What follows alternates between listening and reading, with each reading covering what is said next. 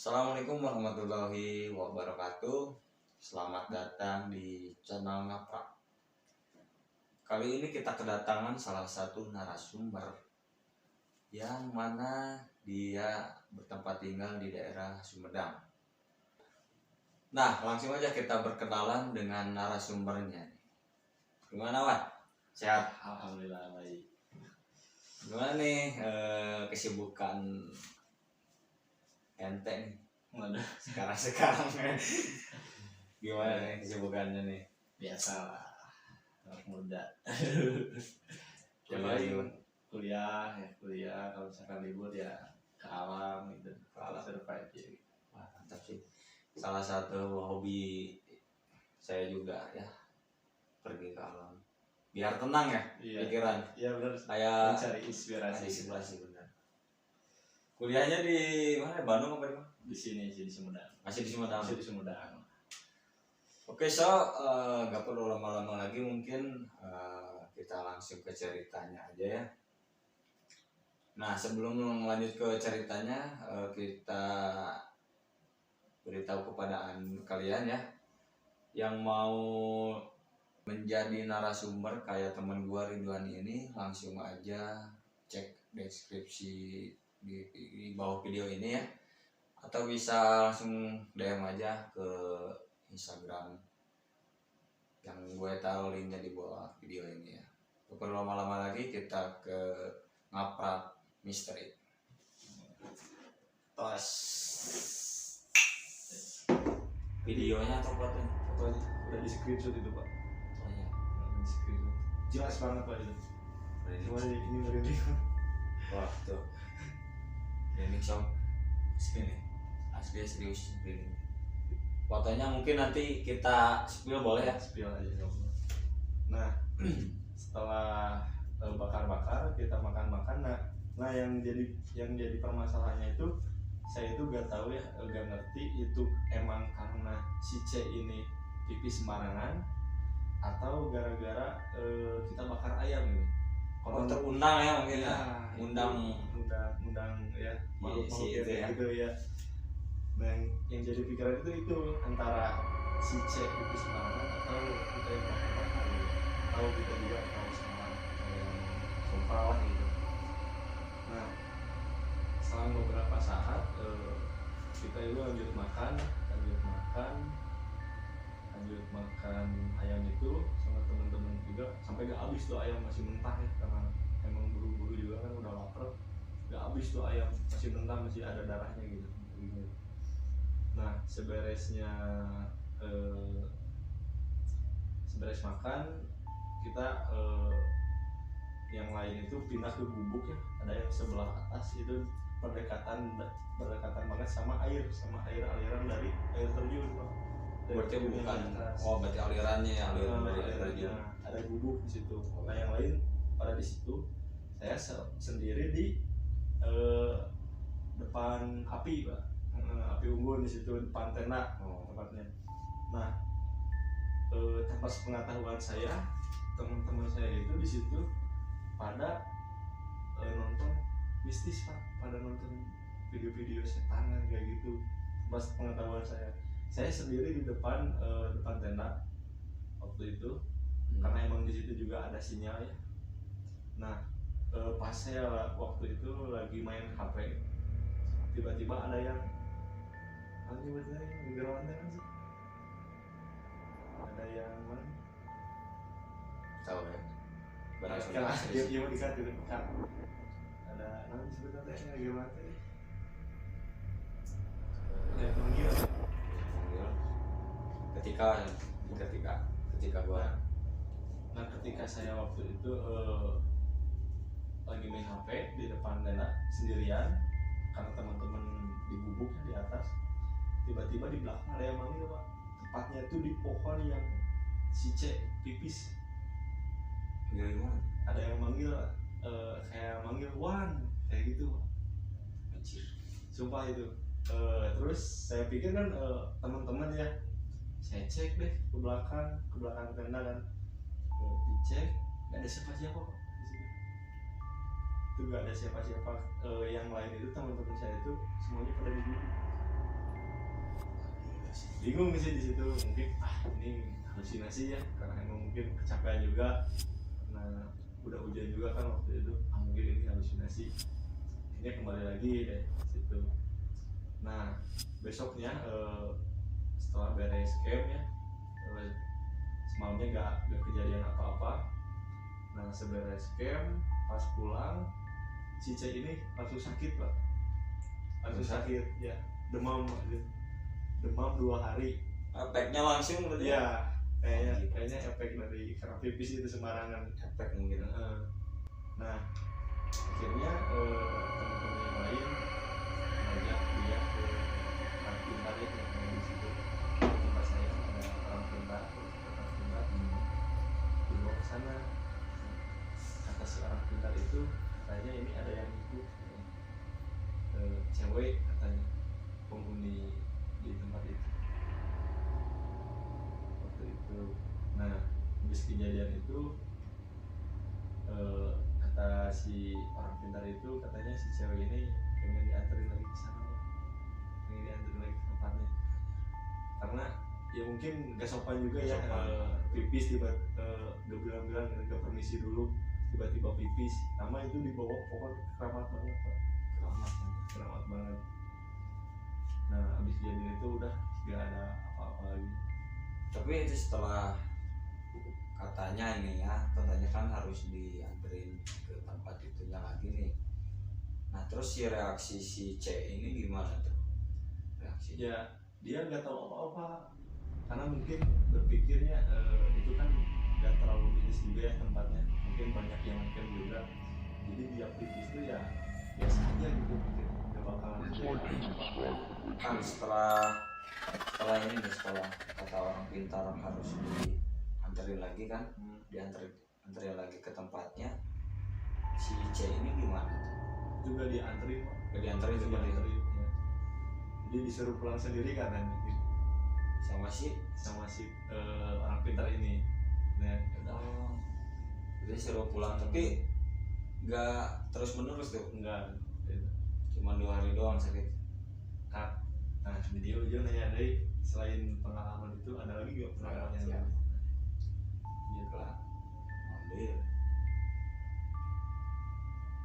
Oke, berarti cerita yang tadi ya itu mistis banget ya. Gini lah biasa basa-basi. Besok, wah epic banget ya. Dari pertama kali gua dengar ceritanya nih, gila gua udah merinding dari awal nih. Itu asli ya.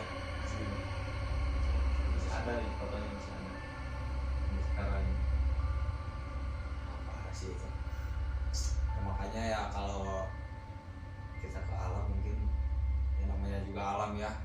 Namanya gaib itu kan selalu berdekatan, berdampingan. Tapi kita harus sopan santun juga, tata keramanya dijaga kalau di alam. Nah, ada lagi gak cerita yang mungkin menarik nih buat teman-teman ngoprak dengerin? ada sih waktu itu tepatnya nggak tahu kalau nggak salah di 2019 ya, waktu itu masih covid masih rame-ramenya. Nah waktu itu saya berangkat ke Gunung Tampomas pukul 5:30 sore pak. Serius ini berdua pak itu, karena waktu itu saya bangun tidur kan jam 3 Oh, sore. dadakan ini dadakan banget. Waktu itu saya bangun tidur jam 3 sore ya, pada asar. Saya lihat story WhatsApp waktu itu, teman saya bikin status lagi mendaki pak. Mungkin itu masih pendek ya, masih di bawah ya? masih di bawah. Nah saya komen, bos mau kemana? Nah, kata dia mau muncak nih, mau ikut gak? Kalau mau ikut ditungguin di Batu Lawang katanya. Karena saya ke Tampung itu biasanya jalur Padasari, nggak kan ada 2 jalur ya. Yang pertama ada di jalur Ciberem, nah yang jalur kedua di Padasari di sini. Cuman itu biasanya untuk dipakai warga lokal sana sih. Nah waktu itu akhirnya saya memutuskan naik waktu itu sekitaran pukul setengah setengah enam sore saya itu berangkat waktu itu sama Idan.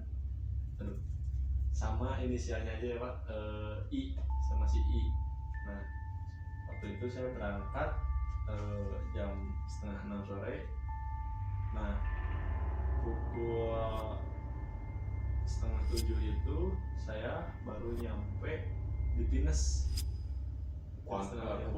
Kebun Pinus ya, masih kaki itu, belum nyampe pos 1 waktu itu, masih di sana. Akhirnya di situ sholat dulu, makan, istirahat dulu sebentar, lanjut lagi. Nah sekitaran jam 8 kita itu baru nyampe di pos 1 waktu itu. Pos 1 di situ ada tempatnya, ada air, ada kocoran air, teman sebenarnya kocorannya pancuran gitu. ada pancuran air. Di situ kita ngisi dulu botol, siapkan di atas. Nah di situ saya lanjut lagi, lalu istirahat itu di akar teman saya sholat dulu waktu itu. Saya makan waktu itu sambil bikin api unggun Pak di situ. Nah teman saya sholat, saya itu kan sambil pegang HP ya di situ. Kebetulan di situ ada sinyal Pak. Masih ada sinyal. Saya itu bikin status WhatsApp Pak di situ, bikin video. Saya bikin video dikelilingin tanpa pengesadaran saya. Saya sadar itu pas udah di puncak. Tapi itu nanti ya ceritanya. Nah seberes itu makan, nah tiba-tiba di situ merinding Pak. Tiba-tiba merinding. Gak tahu kenapa itu tiba-tiba merinding. Padahal di situ kita habis sholat terus makan, istirahat dulu, ngerokok dulu 1 batang waktu itu. Terus lanjut ke perjalanan menuju puncak. Nah saya itu waktu itu pas tepatnya di pukul berapa ya lupa lagi. Cuman waktu itu sudah nyampe Batu. Kan emang sangat minim juga ya, pencahayaan minim banget. Dadakan waktu itu ke persiapan dulu. Jadi pencahayaan itu cuma pakai senter yang 5.000 Pak, yang bisa kelap kelip gitu. 2 itu waktu itu beli 2. Nah si cahayanya tuh udah redup waktu itu, Nah pas waktu disorot ke atas itu nggak tahu apa, ada bayangan hitam gede banget Pak waktu itu. Nggak tahu jadi tempat itu kan jalannya tuh bebatuan semua ya. Nah di atas tuh ada batu, di belakang batu itu ada bayangan hitam gede Pak, kayak yang lagi mantau gitu Pak. Nah nggak dihirauin waktu itu karena emang merinding juga ya di situ, dan bingung juga mau ngapain, mau balik lagi, udah tanggung dikit lagi nyampe puncak gitu. Akhirnya dulu gitu, pas lihat dulu udah nggak ada, terus kami ke kantor.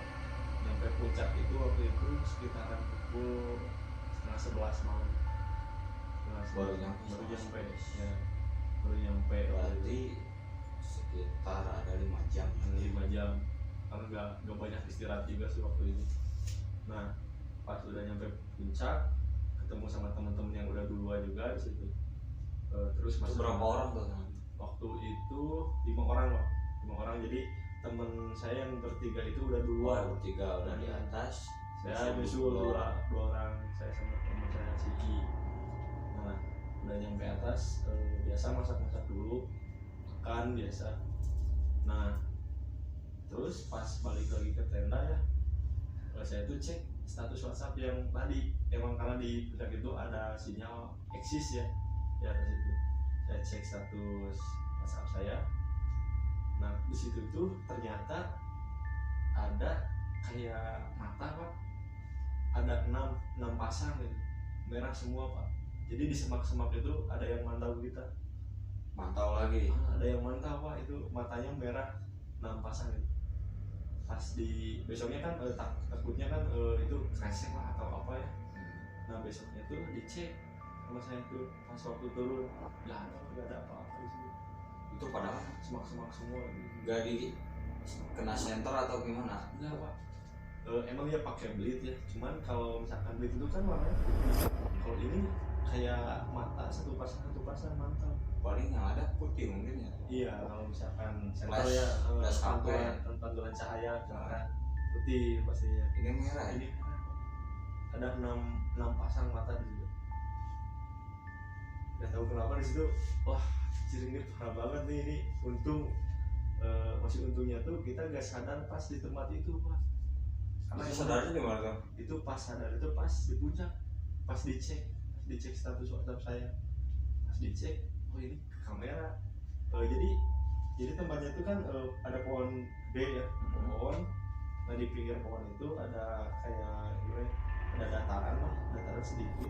Di sini itu sebelah kanan itu teman saya lagi sholat, terus di pinggirnya tuh saya bikin api unggun kecil. Saya sambil makan waktu itu. Nah terus bikin video. Nah di sebelah sana itu, sebelah kiri itu semuanya Mata semua. bukan mata, jadi sebenarnya jukut itu apa kayak Belukar. belukar semua. Nah di sela-sela rumput itu ada mata, Pak. Ada mata, ada mata 6 pasang. Ada yang di sebelah kanan, terus sebelah kiri, sebelah belakang.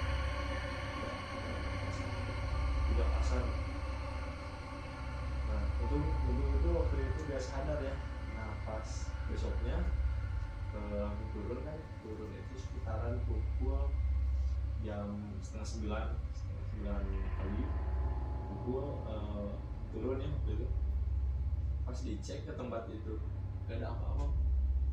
Berarti si posisi gunung ini udah summit ya? Enggak, karena emang pendek juga sih gunungnya, cuman 1000 lebihan lah coba.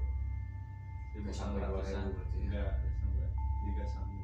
Berarti semenjak sampai di sana ngecamp semalam langsung besoknya turun ya, berarti dan gak sempat summit sudah, soalnya kan puncaknya di sana ya. Iya. Campnya di sana. Lanjut, Wan, gimana?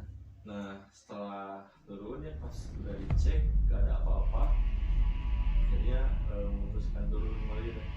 Turun sampai rumah gak ada gangguan apa-apa, cuman itu doang. Sama yang bayangin Itu semalam gak ada teror-teror yang aman ya? aman. Oke sob, itulah sekilas ya cerita pengalaman misteri horor dari narasumber kita Ridwan, yang mana pengalaman horornya itu rata-rata dari camp ya, rata-rata dari camp.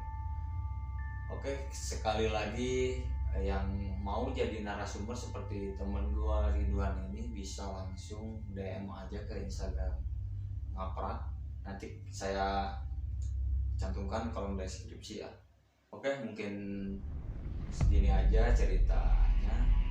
Jangan lupa like yang suka dengan video ini, jangan lupa share dan juga subscribe.